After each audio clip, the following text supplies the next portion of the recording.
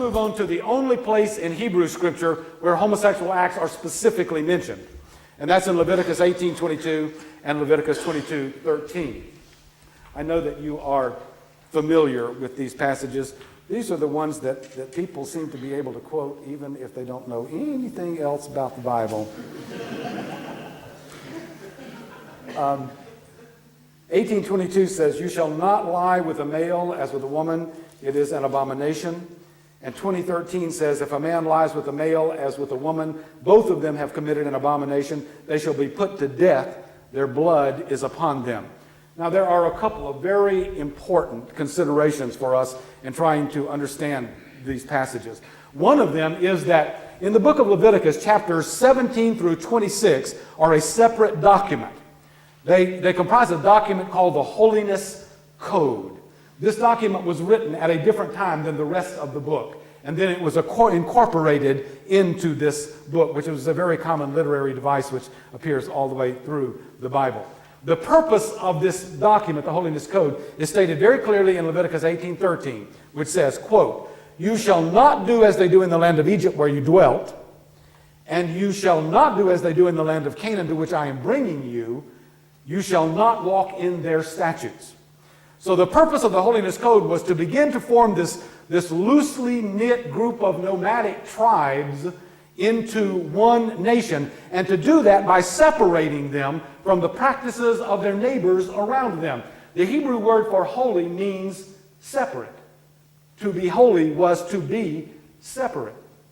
Now, this worked extremely well for them, but what we will see is that some of these things are so historically and culturally specific and limited and conditioned that they have no relevance for us.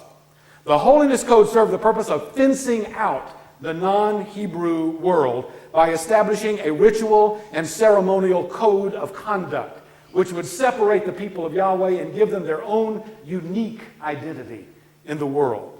Regardless, therefore, of whether your transgression was one of the sexual transgressions of the Holiness Code or any of the other numerous infractions possible of the rules of the Holiness Code, to break that ritual, ceremonial code of conduct was to commit an abomination. I don't know about you, but when I was a child, that word terrified me. I'd go to revivals and hear my uncles preach about abominations. I'd go home, I was afraid to go to sleep, for fear that I might wake up in hell for having committed some abomination that I didn't even know about. The Hebrew word for abomination is tovah. The word literally means a contrast or a difference. And the first few times we encounter this word in Hebrew Scripture, that's exactly what it means. For example, in Genesis 43:32, it is used just to describe the difference between a resident of a city and a resident alien of the city. In Genesis 46:34, it's used to describe the difference between people who dwell in towns and people who dwell on oases out in the desert, or the difference between merchants and shepherds. Later on, the word came to describe the difference between Israel and all of the other nations. But in the Holiness Code, to commit an abomination was to break the ritual purity which violated the code of separateness which made the Hebrew people unique. Dr. James Nelson, who's the author of the books Embodiment and Between Two Gardens, writes, quote, "These acts were not condemned because they were intrinsically evil, but because they were associated with idolatrous acts which violated cultic purity." Close quote. Dr. Peter Gomes, who wrote the Good Book, writes, quote, "The word we translate as abomination does not mean there is divine retribution for doing this in the same way you are forbidden from doing certain things under the commandments. This is very different. The rules in Leviticus are rules for preserving cultural identity, to define one tribe as over against another tribe, as the Israelites over against the Canaanites. These are rules for tribal survival in the ancient world." Close quote. Now, actually, that's just common sense, because any reasonable person who reads through all of these rules in the Holiness Code of the book of Leviticus is immediately going to realize that the difference between prescriptions such as "you shall not commit child sacrifice" and "you shall not eat fruit off of a tree less than 5 years old" cannot possibly be considered to have the same moral and ethical weight to them. The Jews themselves realized this. The first time they translated their own Hebrew scriptures into Greek, this happened the 3rd century BC, they translated Hebrew scripture into Greek for the first time in a document called the Septuagint. And when the Hebrew scholars, the rabbis and biblical scholars, came to the Holiness Code, they started reading through this and trying to translate it into Greek, and they said to themselves, wait a minute, all of these things aren't equal here. Maybe they were equal back then for some reason, but they're not now. And so what they actually did was choose 2 different Greek words, and they divided all the different laws and rules and prohibitions and prescriptions of the Holiness Code and put them under one or the other column under these 2 Greek words. The first Greek word was bedalugma. Bedalugma. The second one was anomia. Anomia.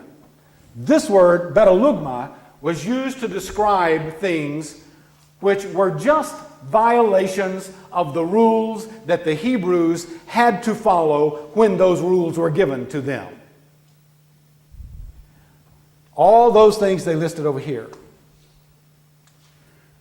The word anomia described things that were absolute, intrinsic moral law. They were right or wrong whenever, wherever you ever encounter them. Like, for example, child sacrifice would have appeared here. Eating fruit off of a tree less than 5 years old would have appeared over here. Oh, by the way, guess under which column the rabbis and biblical scholars placed both Leviticus 18:22 and 20:13. Right here. 300 years before the birth of Christ. Now, there is another very important consideration in understanding these verses, and we're going to go to another principle of biblical interpretation, which is called the principle of consistency. Applied to the Holiness Code, it simply means this. It is a clear misuse of Scripture to impose upon other people only those portions of the Holiness Code which support your personal prejudices. Anyone who insists on quoting these 2 verses, beating us over the head with them, insisting that they are God's eternal law, must be consistent in their willingness to obey all of the rules that come before those 2 verses and all of the rules that come after those 2 verses. That's the principle of consistency.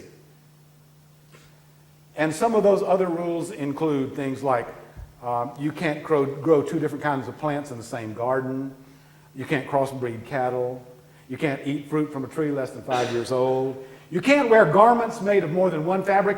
Every person in this room is committing an abomination right now unless every garment on your body is made out of exactly the same fabric. It includes you can't read a horoscope, you can't get a tattoo, you can't trim your beard, you can't eat a rare steak, you can't eat shrimp or lobster or oysters at all. You can't touch the skin of a pig. By the way, what are footballs made out of? There goes Monday Night Football. And, of course, the Holiness Code demands the death penalty for adultery, which would wipe out the executive and legislative branches of government in this country immediately. There are a lot of proscriptions in the Holiness Code which we have totally abandoned as new knowledge has made them obsolete. For example, the Holiness Code has a deep superstitious fear of menstruation. According to the Holiness Code, menstruating women are declared unclean and they are declared a threat to male virility. And so when they are menstruating, women were separated totally from the community and they were not allowed to re-enter until they had completed a complicated series of cleansing rituals. If a man and woman had sex during her period, both of them were cut off from the society forever. Now, since it is clear we no longer agree with the biblical understanding of menstruation, we do not feel bound to practice the biblical teachings about it, then why should we be bound to other injunctions which are equally irrelevant to our lives? Ignorance no matter how desperately people try to prop it up by quoting Scripture, is still ignorance. And when ignorance grows up, when it matures, it's called bigotry. And bigotry kills people. I hope that no one who knows the God of Jesus Christ still insists that all of these culturally, historically conditioned laws are still literal and binding, because if you do, then you also have to accept the words that are attributed to God at the very end of the Holiness Code, Leviticus 26:21, which says that if you break even one of these rules, God will send wild beasts out of the forest to devour your children. So we can conclude this section by saying that for all of those people who just arbitrarily love to cite these two verses from the Holiness Code and ignore all the rest of them, it is not their respect for the Bible that causes their hostility toward homosexuality. It is their hostility toward homosexuality that allows them to continue to abuse the Bible.